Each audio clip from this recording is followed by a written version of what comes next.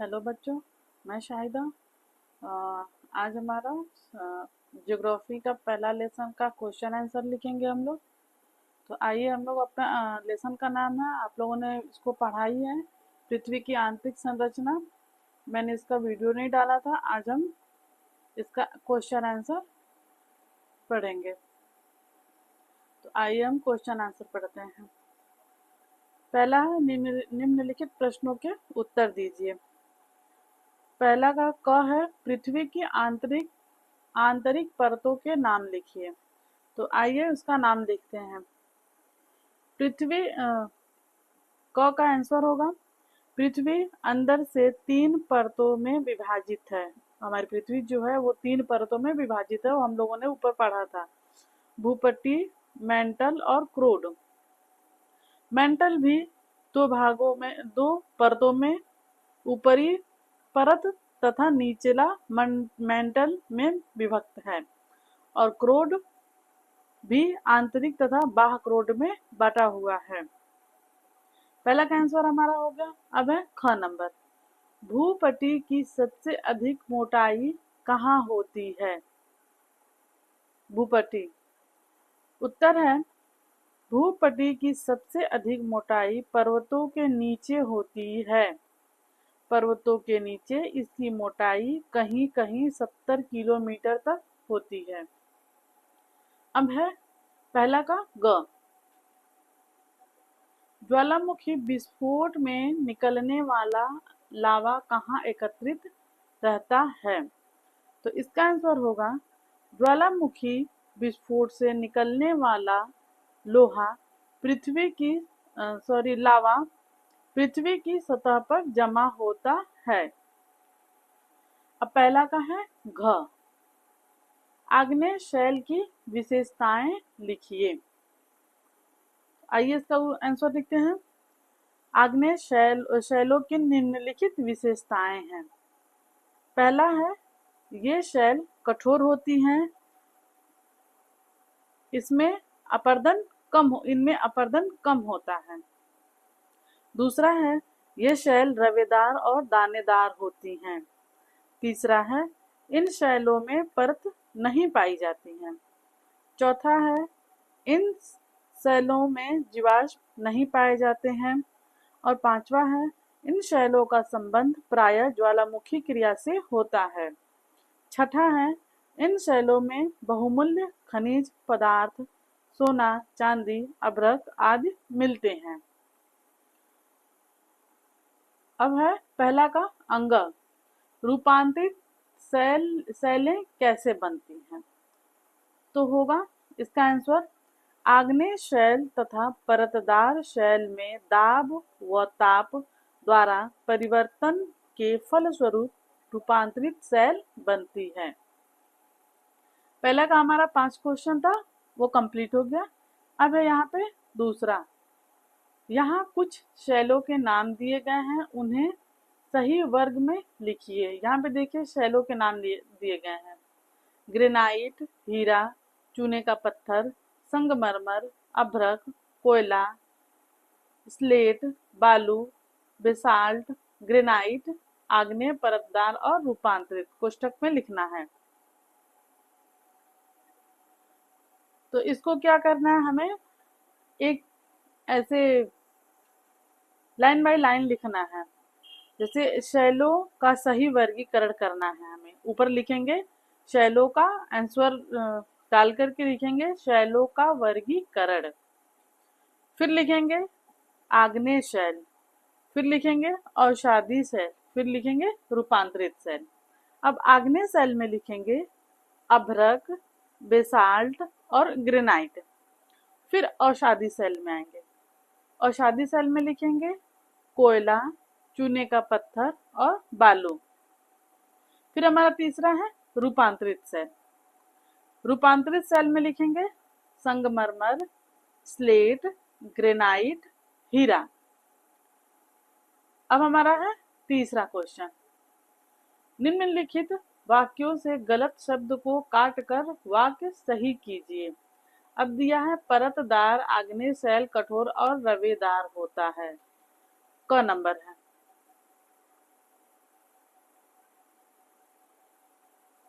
तो इसको हमें क्या करना है, सही करना है, वाक्य जो गलत दिया है। देखिए आप लोग खुद पढ़िएंगे तो समझ में आ जाएगा। परतदार, आग्नेय शैल कठोर और रवेदार होता है। तो इसको हम लोग कैसे लिखेंगे, आग्नेय शैल कठोर और रवेदार होते हैं, परतदार इसमें से हट जाएगा।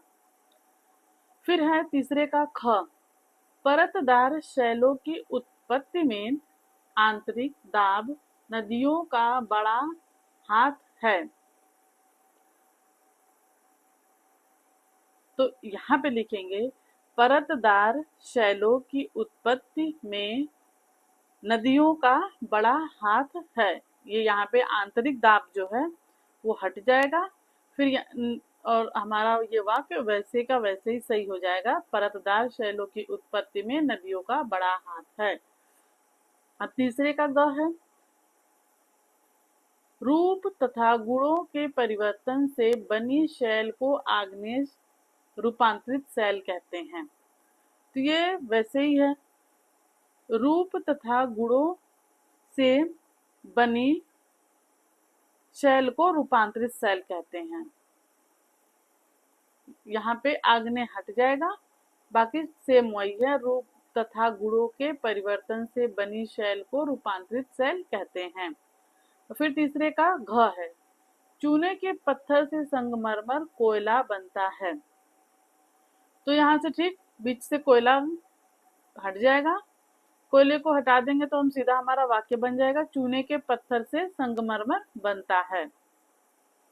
अंग है, हिमालय पर्वत आग्नेय परतदार शैल का उदाहरण है।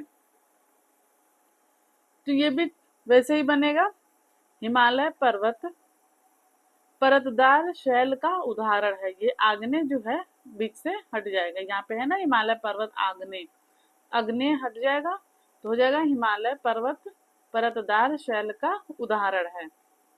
अब हम आ गए चौथे नंबर पे, क्वेश्चन चौथा, रिक्त स्थानों की पूर्ति कीजिए, खाली स्थान हमें भरना है। तो इसका है क नंबर, पृथ्वी की ऊपरी परत को कहते हैं, तो क्या कहते हैं, सियाल। पृथ्वी की ऊपरी परत को सियाल कहते हैं, तो पहले नंबर में हो जाएगा सियाल। अब यहाँ पे है ख, पृथ्वी की सबसे निचली परत को कहते हैं। तो सब निचली परत को क्या कहते, जो सब पृथ्वी की जो सबसे निचली परत है उसको नीफे कहते हैं।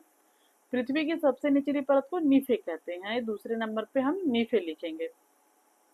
अब है ग नंबर, चूना पत्थर रूपांतरण के फलस्वरूप बनता है। तो हो जाएगा, जब चूना पत्थर रूपांतरण के फलस्वरूप संगमरमर बनता है, तो ग में हो जाएगा संगमरमर। अब है घ, मेंटल की ऊपरी परत को कहते हैं, क्या कहते हैं, मेंटल की ऊपरी परत को दुर्बलता मंडल कहते हैं। यहाँ पे हो जाएगा घ नंबर में दुर्बलता। अब यहाँ पे है भौगोलिक कुशलताएं, पृथ्वी की आंतरिक बनावट को प्रदर्शित करता चित्र बनाएं। यहाँ पे फिगर बनाना है पृथ्वी की आंतरिक बनावट को, जैसे कि फिर है भारत की कुछ प्रमुख इमारतों तथा स्मारकों की सूची बनाएं, यहाँ पता कीजिए कि वे किन शैलों से बने हैं। यहाँ पे कुछ इमारतें बनाने हैं और स्मारक बनाने हैं, और वहां पे ये पता लगाना है आप लोग को ये किन चूना पत्थर और किन संगमरमर से बना हुआ है।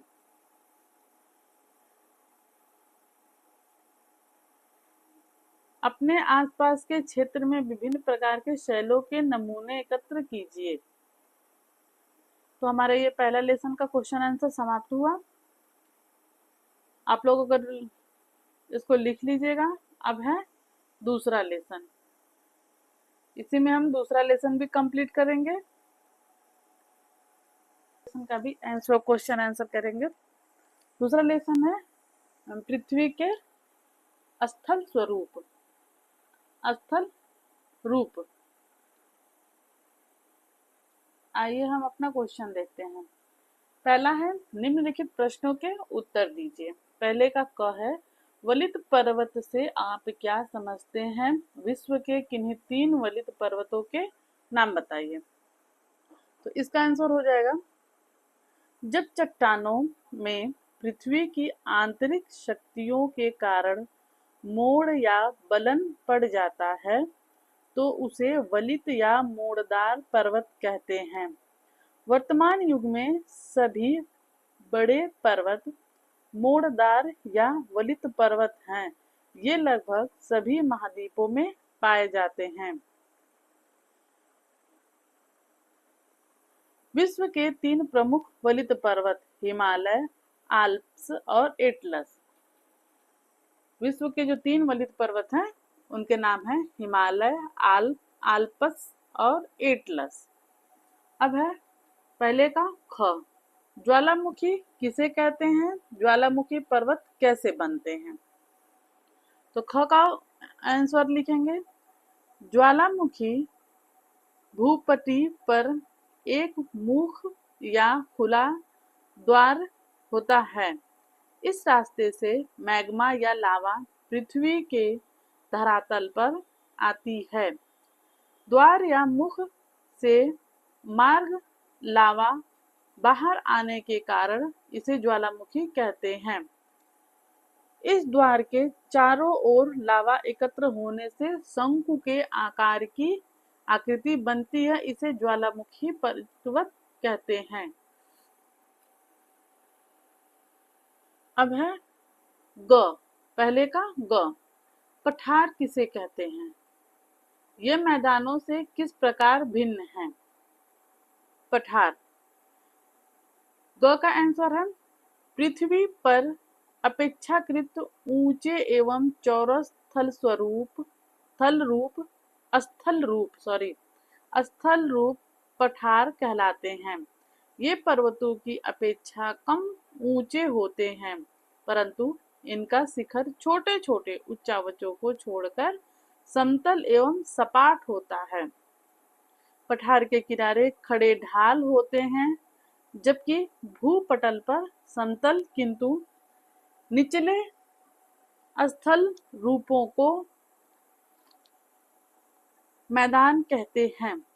इनका ढाल मंद होता है, मतलब धीरे होता है, तथा छोटे छोटे उच्चावच को छोड़कर ये समतल एवं सपाट होते हैं।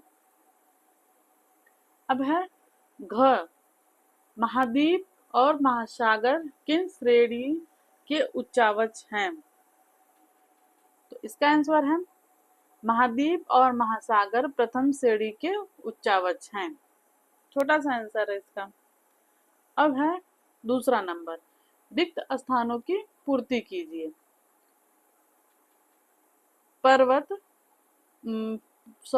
दूसरे का क है, पर्वत, पठार एवं मैदान पृथ्वी पर श्रेणी से उच्चावच हैं। तो पहले का में हो जाएगा, पर्वत, पठार एवं मैदान पृथ्वी पर द्वितीय श्रेणी के उच्चावच हैं। इसमें हो जाएगा द्वितीय, पहले में। अब है ख, भारत का एकमात्र ज्वालामुखी अंडमान एवं निकोबार द्वीप समूह में द्वीप है, बैरन द्वीप। बैरन द्वीप दूसरे में हो जाएगा बैरन। अब है ग, ग में है, महाद्वीप का अधिकांश भाग पठार है। किस देश के महाद्वीप का अधिकांश भाग पठार है। तो यहाँ पे हो जाएगा अफ्रीका। अफ्रीका महाद्वीप का अधिकांश भाग पठार है। अब हमारा दूसरा भी खत्म हो गया। अब है तीसरे नंबर, सही जोड़े बनाइए, मिलान करना है, मैच करना है इसको। तो है इसका क्वेश्चन है, वलित पर्वत, ज्वालामुखी, भ्रंश घाटी और भ्रंश पर्वत। फिर है दूसरे साइड विषुवियत, नर्मदा, पश्चिमी घाट और हिमालय। तो हम लोग इसको मैच करेंगे। वलित पर्वत हो जाएगा हिमालय, वलित पर्वत को हिमालय से मैच करेंगे। ज्वालामुखी पर्वत को विषुवियस से मैच करेंगे। भ्रंश घाटी को नर्मदा और भ्रंश पर्वत पश्चिमी घाट। यहाँ पे भौगोलिक कुशलताएं, विश्व के अलग अलग रिक्त मानचित्रों पर निम्नलिखित स्थल रूपों को छायांकित कीजिए। जैसे है Himalaya, Alps, Atlas, Andes, Rockies, Tibet का पठार, ब्राजील का पठार, भारत का प्रायद्वीपीय पठार, उत्तर भारत का मैदान, हांगहो का मैदान, साइबेरिया का मैदान। जो हमें भारत का मानचित्र बनाना है और उस पे इन सब चीजों को दर्शाना है, ये चीज कहाँ कहाँ है। परियोजना कार्य, प्रोजेक्ट वर्क, भारत में पाए जाने वाले विभिन्न स्थल रूपों जैसे पर्वत, पठार व मैदान की सूची बनाइए और उन्हें भारत के रिक्त मानचित्र पर प्रदर्शित कीजिए। इसमें भी वही करना है, मानचित्र बनाना है और पर्वत, पठार और मैदान की सूची बना करके उसमें दर्शाना है, प्रदर्शित करना है। हमारा ये दूसरे लेसन का भी क्वेश्चन आंसर समाप्त हुआ। पहले लेसन का जो क्वेश्चन आंसर है वो थोड़ा बड़ा था, इसका जो है वो छोटा था, इसलिए हम लोगों ने जल्दी कर लिया।